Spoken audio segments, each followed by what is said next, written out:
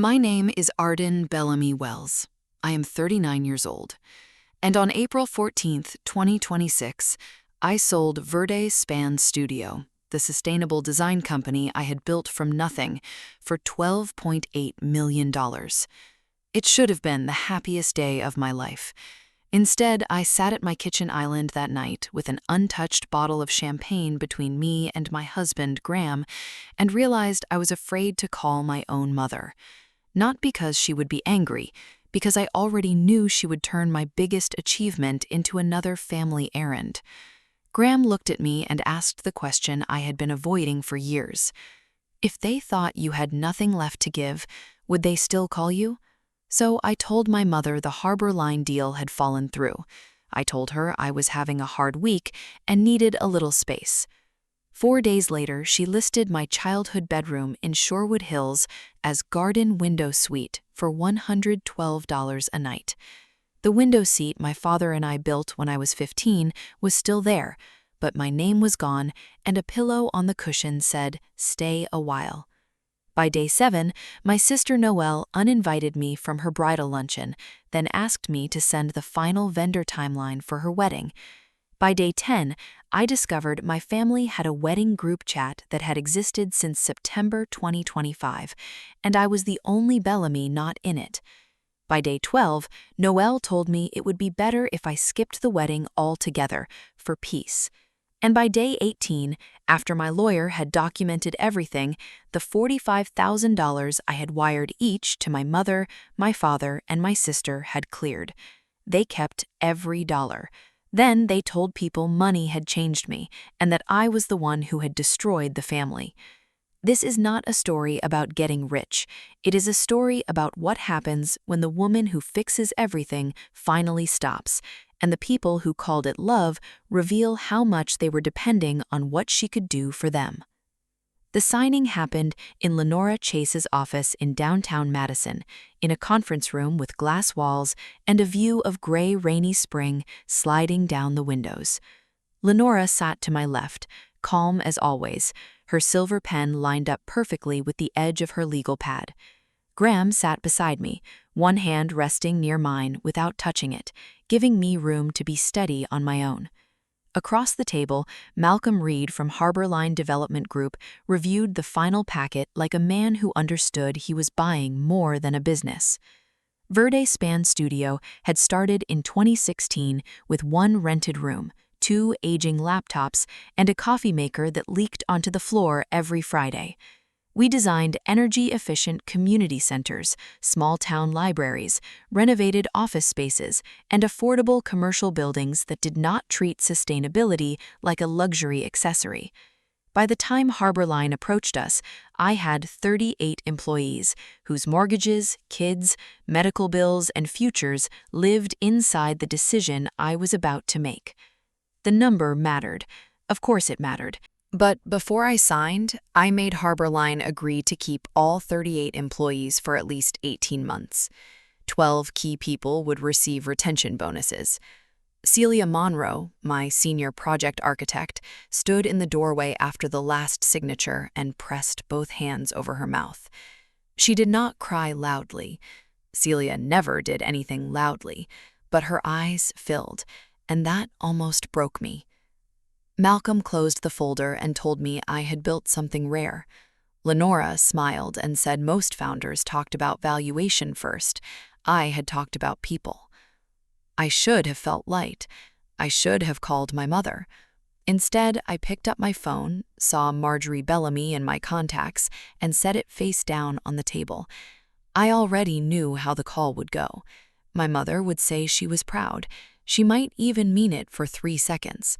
Then her voice would soften into that practical tone she used when she needed something, and she would ask if I could still look over the catering contract for Noelle's wedding, or whether I had called the florist back, or whether I could remind my father to send the insurance paperwork he had ignored for a week.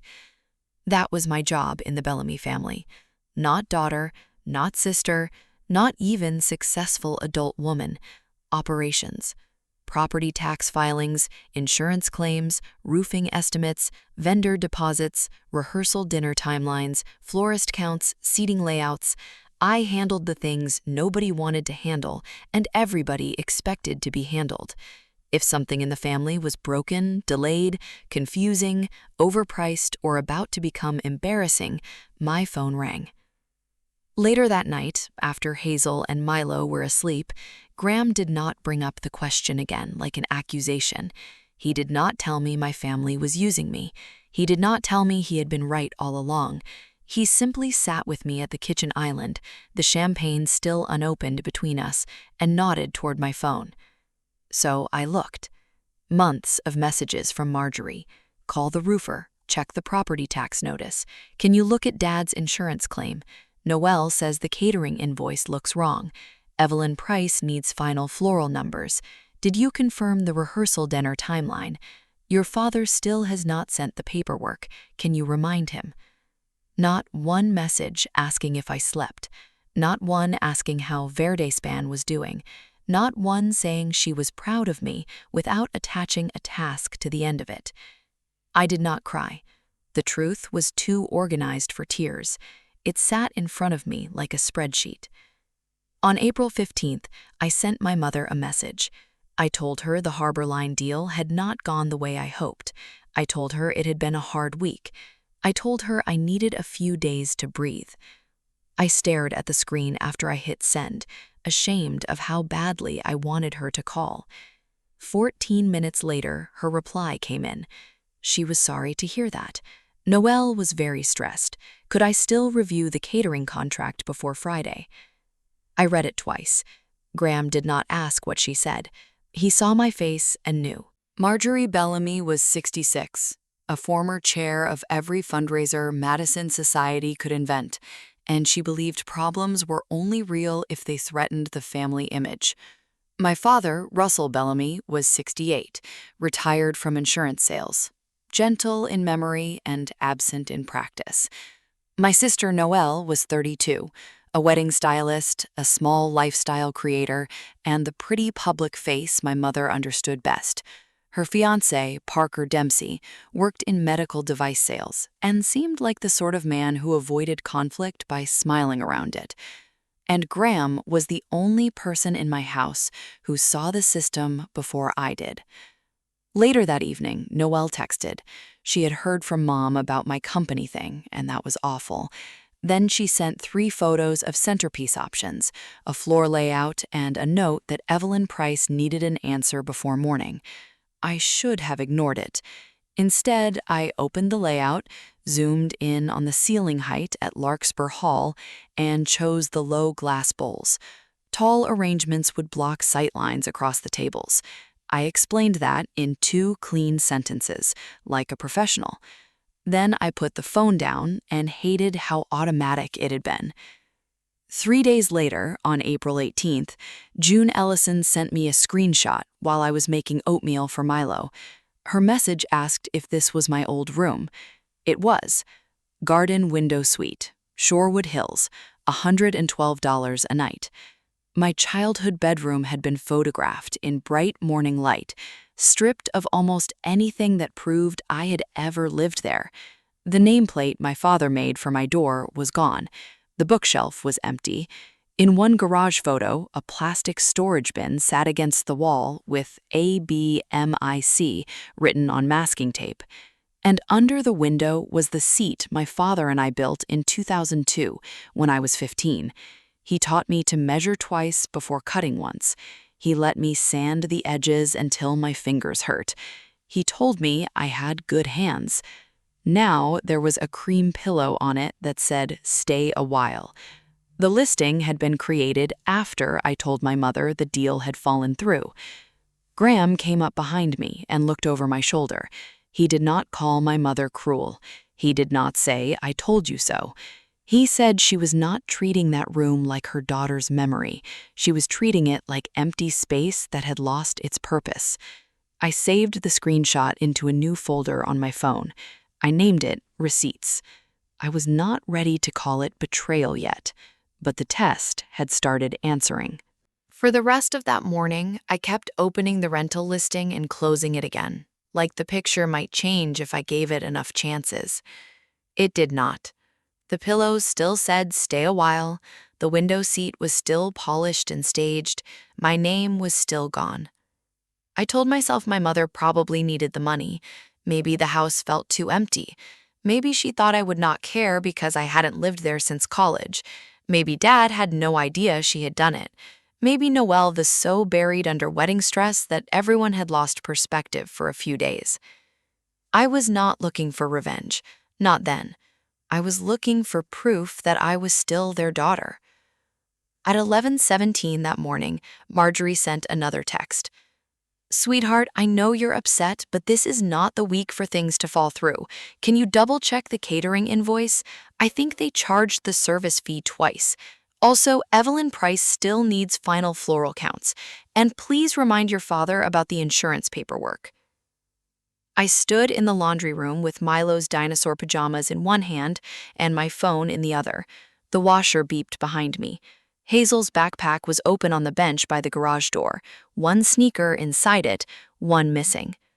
I read the message again. Not, "Did you sleep?" Not, "Are you okay?" Not, "I should have told you about the room." Just a list. Graham came in carrying the missing sneaker. He took one look at my face and set it quietly beside the backpack. "Mom?" he asked. I handed him the phone. He read the text without changing expression. That was one of Graham's gifts. He could hold anger very still. "Do you want me to say what I'm thinking?" "Not yet." He nodded and handed the phone back. Noelle called 20 minutes later while I was rinsing oatmeal bowls. Her voice was thin and bright, the way it got when Marjorie had been tightening the screws all morning. "Arden, please don't be mad at Mom. She's been fielding calls from Aunt Patricia, Parker's mom, the venue, everyone. People keep asking about the final guest count. She just wants the wedding to be clean and calm." Clean and calm. That was how Marjorie described anything with no visible cracks. I dried my hands on a towel. "Are you calling because I'm not okay or because the florist isn't okay?" Silence. Then Noelle exhaled. Both, obviously. But her next sentence was about Evelyn Price needing the floral count before 5. I looked through the kitchen window at Graham buckling Milo into his car seat. The normalcy of it felt almost rude. Sunlight on the driveway, a coffee mug by the sink, my sister explaining why my pain had poor timing. "Noelle, I need you to hear how this sounds." I know. I'm sorry. It's just, after this week, everything will be lighter. I swear. Can you just help me get through the vendor stuff?" That was Noelle. Not cruel, exactly. Trained. She had been raised to believe love meant presentation, smooth edges, pretty photographs, no awkward pauses at family tables. If I was the person who fixed structure, Noelle was the person who made the structure look effortless. And Marjorie loved effortless. I told Noelle I would look at the invoice after school drop-off. Then I did what I hated myself for doing. I opened the invoice, found the duplicate service fee, highlighted it, and drafted the email she could send to the caterer as if she had noticed it herself. At 2:03 p.m., I texted Russell. "Dad, did you know Mom listed my old room?" The read receipt appeared at 2:09. No reply. I waited through the afternoon. I drove to pick up. I listened to Hazel tell me that someone named Madison had stolen the good purple marker during art. I made grilled cheese. I cleaned tomato soup off Milo's sleeve. At 6:47, Russell posted on Facebook. He was standing at Larkspur Hall and Gardens, between Noelle and Parker, his arm around Noelle's shoulders, the white ceremony chairs lined up behind them in perfect rows. Proud father moment, almost there. I stared at the photo longer than I should have. Russell looked happy, not complicated, not unsure, not torn. Happy. No mention of me. No call. The window seat flashed in my mind before I could stop it. Summer of 2002, when I was 15, standing in the garage with my hair in a messy knot, sawdust stuck to my forearms. Dad showed me how to line up the board against the pencil mark. Measure twice, cut once. He laughed when I sanded one corner too aggressively and made me do it again. When the seat was finished, he ran his hand over the smooth edge and told me I had good hands. For years, that sentence had been enough to build a whole version of him around. Now the thing we built together was on a rental listing, and he could not answer one text. On April 21, Noelle sent another message. I hate even saying this, but I think maybe you should skip the bridal luncheon Saturday. Not the wedding, just the luncheon. Mom thinks you need rest, and I don't want anyone asking uncomfortable questions about Harbor Line. You know how people are. I sat on the edge of my bed and read it slowly. Then the second bubble arrived. Could you still send the final vendor timeline, though? The one with the corrected delivery windows? I laughed once, not because it was funny, because my body needed to put the shock somewhere. Graham was folding towels at the dresser. He stopped. What happened?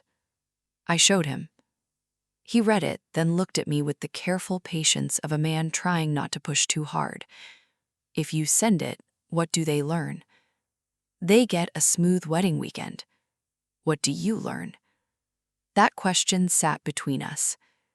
I opened my laptop. The vendor timeline was already finished, because of course it was. I had color-coded arrivals, setup windows, florist access, catering load-in, photography timing, and backup rain placement. I attached the file to an email addressed to Noelle and Marjorie. This is the last corrected version I have, I wrote. I stared at that sentence for almost a minute before pressing send. It was not dramatic. It did not slam a door, but something inside me stepped back from the threshold. 3 days later, on April 24, Celia texted during my morning coffee. Derek saw something. I think you need to see it. A screenshot came through before I could ask. The group name at the top was Bellamy Wedding Updates, created in September 2025. My stomach went cold before I even read the messages. Marjorie had written that my company situation was unfortunate and they should not overload me emotionally. Noelle asked who would handle vendors if I could not contribute anymore. Russell wrote, give her space. Then Aunt Patricia asked why I was not in the chat if the topic involved me. Marjorie answered, she has enough going on, no need to involve her. I sat at the kitchen table with my coffee cooling beside me. They had not forgotten me. They had made a room without me in it, then discussed where to put the problem of me. I saved the screenshot to Receipts. The folder now held the rental listing, Marjorie's requests, Noelle's messages, Russell's post, and the group chat where my family had reduced me to a logistical concern. I forwarded it to Lenora. Her reply came 10 minutes later. Save everything. Don't respond emotionally. I set the phone face down. For the first time, I stopped asking whether they loved me. I started asking how long I had been keeping their whole system running. Lenora's office felt different the second time I walked in that week. The first time, I had been a founder closing a sale. This time, I was a daughter, carrying screenshots like evidence from a house fire. Lenora Chase did not rush me. She took the printed copies I brought, the rental listing, the group chat, the messages from Marjorie and Noelle, and lined them up across her desk.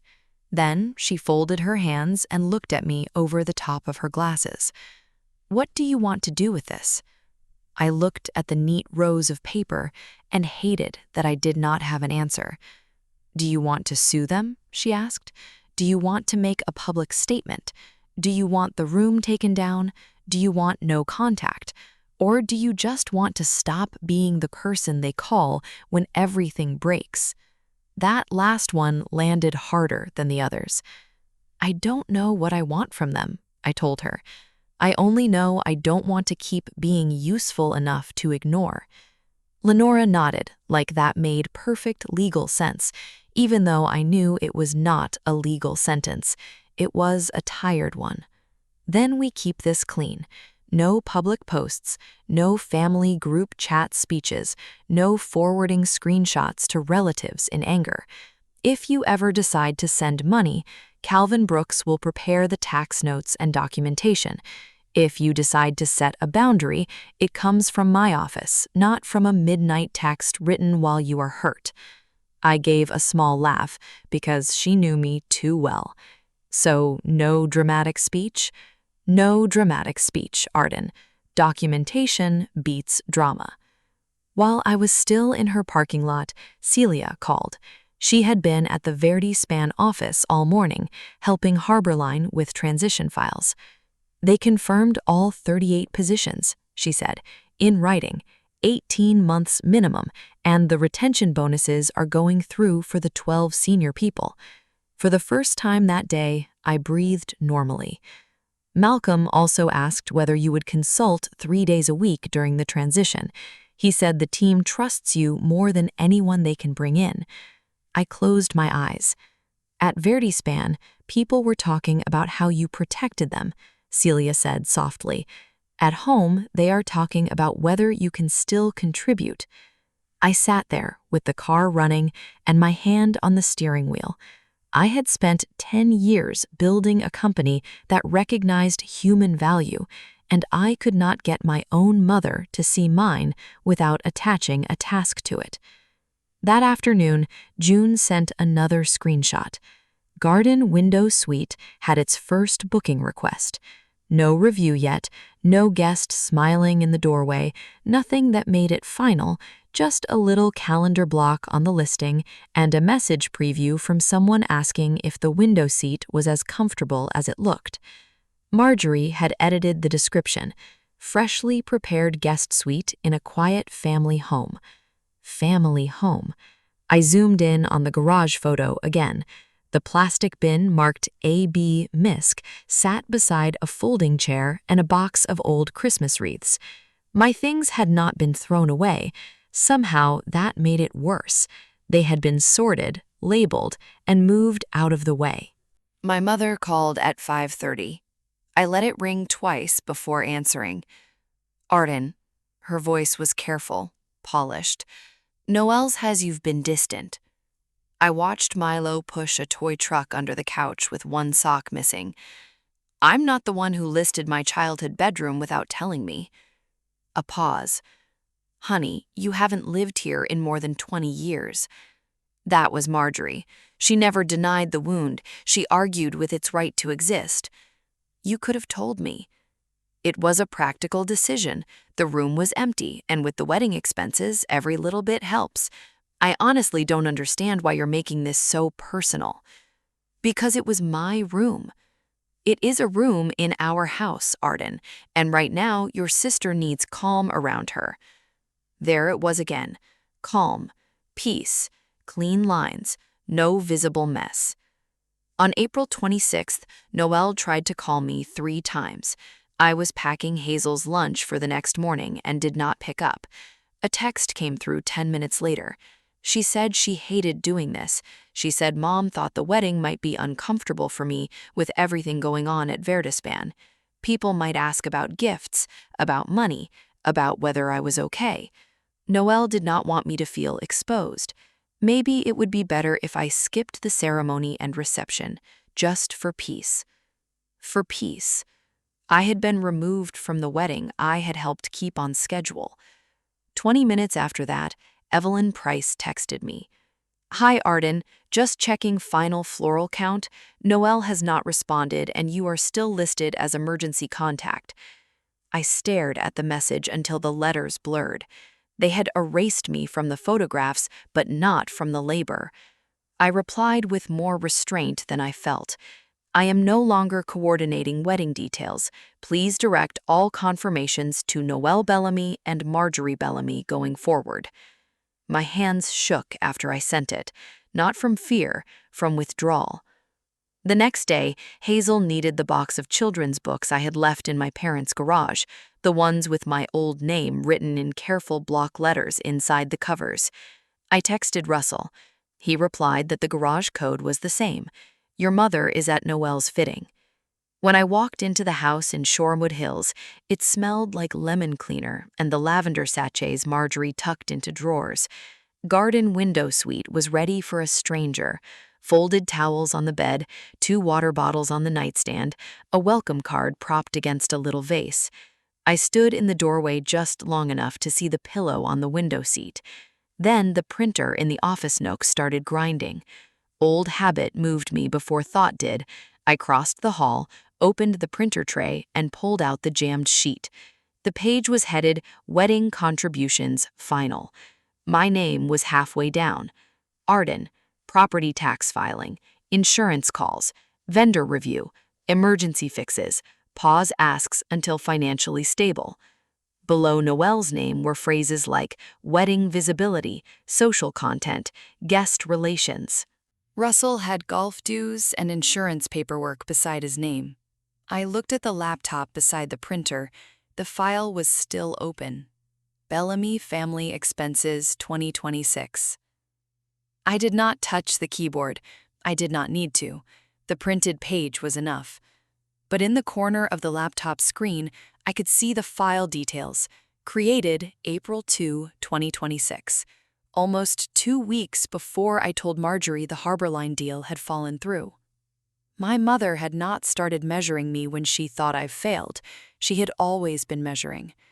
I took photos of the printed page and the screen. Then I folded the jammed sheet back into the printer tray exactly as I had found it. I was leaving through the garage with Hazel's box when Russell pulled into the driveway. He stepped out slowly, his keys still in his hand. "Arden, did you talk to your mother?" I balanced the box against my hip.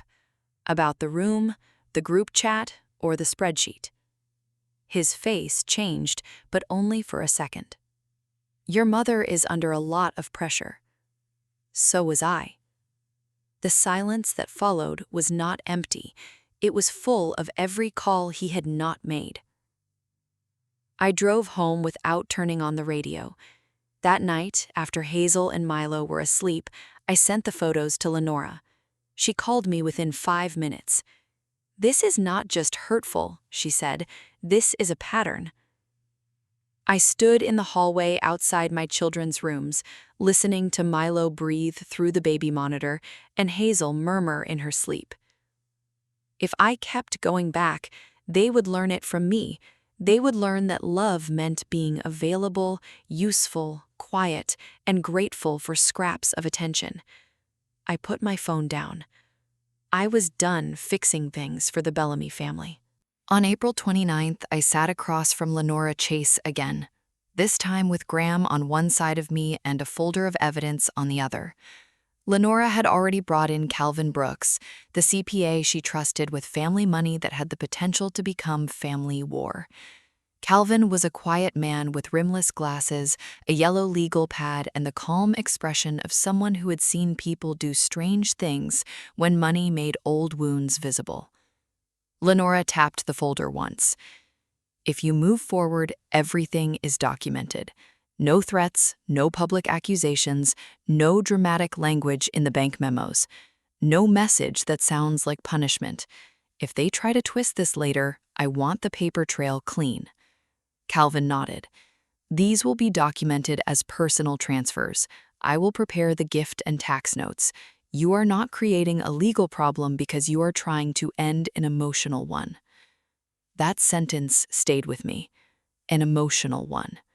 For years, I had handled my family like a project with missing permits. I kept trying to bring order to something that was never built to hold me. Lenora slid 3 transfer authorization forms across the desk. $45,000 to Marjorie Bellamy, $45,000 to Russell Bellamy, $45,000 to Noelle Bellamy. Total, $135,000. On paper, it was family support. Personal transfers, proper documentation. Nothing messy. In my chest, it was something else. The final payment for every invoice they never saw, every phone call, every corrected contract, every deadline caught, every family emergency that somehow became mine because I was competent enough to absorb it. Graham read the forms, then looked at me. "If you send this, they may say you are playing power games. They will say that anyway." He studied my face, not trying to stop me, only making sure I could still see myself clearly. And if they keep it? I pressed my thumb against the edge of the folder. Then, for the first time, I won't have to guess. Lenora's assistant processed the wires late that morning. The bank memos were plain: family support transfer. Nothing sharp, nothing poetic, nothing that could be pulled apart later and made to sound like revenge. The message I sent afterwards was not plain. I wrote it at my kitchen table while Graham took Hazel and Milo to the backyard. I could hear the plastic thud of Milo's toy truck against the patio stones, Hazel laughing as she chased Bubbles through the grass.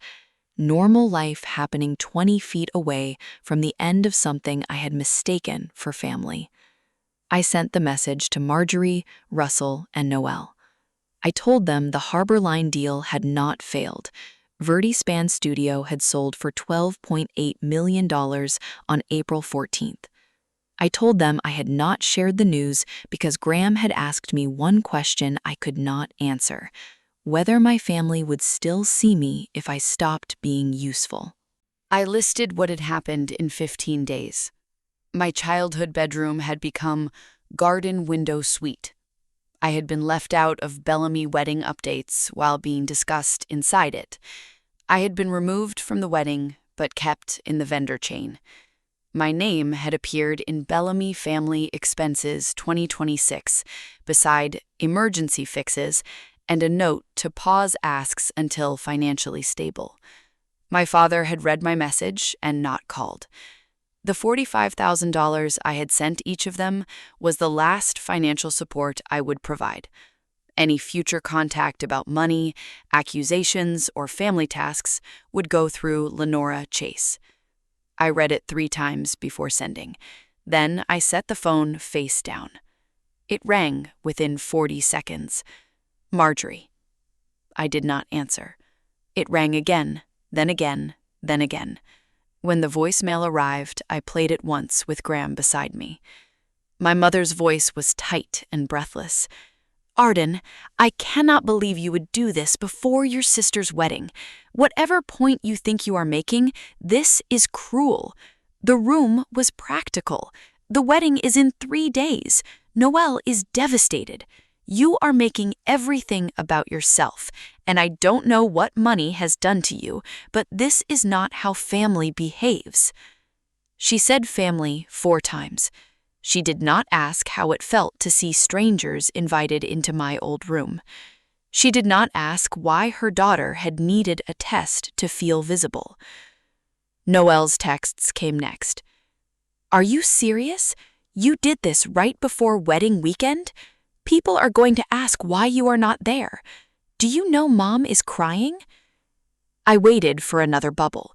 I waited for the words I had wanted for days. "I am sorry." They never came. Then Russell called. I almost let it go, but Graham touched my hand and nodded toward the phone. Not permission, support. I answered. For a few seconds, all I heard was his breathing. "Arden, I didn't know the spreadsheet looked like that. You knew I wasn't in the group chat."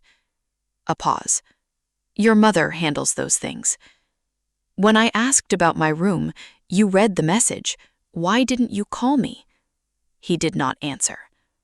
"Dad, I'm not asking who handled it. I'm asking if you saw me." The silence on the line was so complete, I could hear the refrigerator humming behind me. Finally, he said, "I don't know what you want me to say." That was the problem. He never did. I ended the call before I became the one comforting him. The next morning, Celia sent another screenshot. Derek had seen it in the extended family chat. Marjorie had written that I was choosing not to attend the wedding because I needed space. The family, she said, was respecting my privacy during a difficult time. I looked at the message until the words blurred. I had not just been excluded, I had been rewritten. I forwarded the screenshot to Lenora and did nothing else. No public post, no reply all, no family speech. Documentation beat drama. I kept repeating that like a prayer I did not yet believe in. On May 2nd, day 18, Lenora called. "All 3 transfers have cleared," she said. I stood in the hallway outside Hazel's room, my hand resting on the doorframe. All 3? All 3. No rejection, no return request. Graham came up behind me after I hung up. "They answered," he said. I thought I would feel victorious. I did not. I felt like someone had finally turned on the lights in a room I had been cleaning in the dark for years. That afternoon, Noelle married Parker at Larkspur Hall and Gardens. I saw the photos because people posted them before the reception was even over. Marjorie wore pale blue and looked serene. Russell stood at the front with a folded paper in his hands, giving the father's speech I had helped him outline months earlier. Noelle's low glass centerpieces looked perfect under the soft lights. The vendor timeline ran smoothly. Of course it did. I had built the invisible parts. I just was not in the pictures. At home, Hazel sat beside me on the couch with a ribbon from her craft box wrapped around her wrist. "Why aren't we at Aunt Noelle's wedding?" I brushed her hair back from her cheek. "Sometimes adults need space so they don't keep hurting each other." "Did we do something wrong?" "No, sweetheart. Love should never make you prove what you are worth with money or work." She leaned into me, satisfied enough for 6 years old, and went back to tying the ribbon into knots. That night, after the wedding photos slowed down, Marjorie posted on Facebook, "Money can make people forget who stood by them. Real family stays." Aunt Patricia messaged me 10 minutes later. "Arden, what is really going on?" I did not answer her directly. Lenora sent the boundary letter the next morning. All contact involving money, accusations, family tasks, property matters, insurance, taxes, wedding vendors, or social coordination would go through her office. I would no longer serve as contact, coordinator, fixer, or emergency backup for the Bellamy family. The wedding had been perfect. They had kept the money. I had kept my silence. And for the first time in my life, my silence did not mean I was obeying. The next few days were not loud. That surprised me. I expected yelling, maybe another round of calls from Marjorie, maybe Noelle showing up at my door with mascara streaks and a rehearsed apology. Instead, the damage moved the way my mother preferred it to move, quietly, through other people. Between May 3rd and May 6th, Aunt Patricia messaged twice. The first message was careful. "Your mother says you are overwhelmed. Is that the whole story?" I sat with my thumb over the keyboard for a long time. Part of me wanted to send everything: the listing, the group chat, the spreadsheet, the wire confirmations, the voicemail where my mother said money had changed me while keeping the money. But Lenora's voice was in my head. Documentation beats drama. So I answered simply, "I am keeping some boundaries right now. I am not discussing it through relatives." Aunt Patricia replied with only one sentence, "That tells me more than you think." Marjorie was doing what she had always done. She was arranging the furniture of the story before guests arrived. Arden was not herself. Arden needed space. Arden had changed after the money. The family had protected Noelle from drama. She did not mention garden window suite. She did not mention Bellamy wedding updates. She certainly did not mention that all 3 wire transfers had cleared. On May 7th, June sent another screenshot.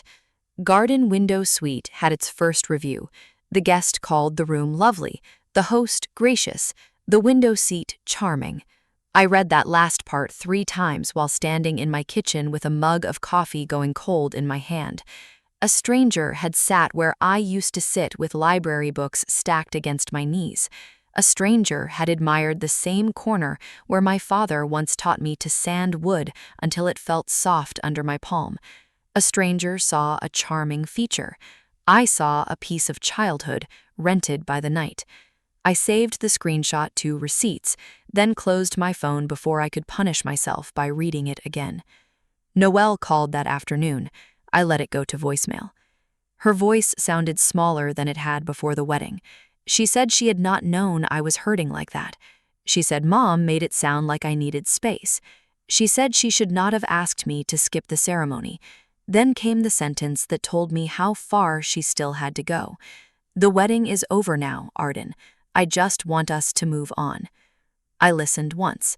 Then I took Hazel outside and pushed her on the swing until the sun dropped behind the fence. That night, I sent Noelle one text. "I do not hate you, but you chose the look of a perfect wedding over your sister. If you want a real relationship, start by owning that without putting it all on Mom." She did not respond. Parker called Graham the next morning.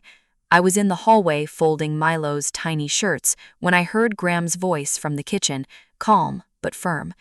"Arden has been clear about how she wants contact handled." A pause. No, Parker. If Noelle wants to apologize, she can write to Arden herself or go through Lenora. You do not get to use me to walk around a boundary my wife already set. I leaned against the wall and closed my eyes. Graham was not fighting my battles for me. He was guarding the door I had finally closed. Later that same day, Russell called and hung up before I could answer. A minute later, a text appeared. "I don't know what to say." That was the first honest thing he had sent me in weeks. On May 9th, his letter arrived.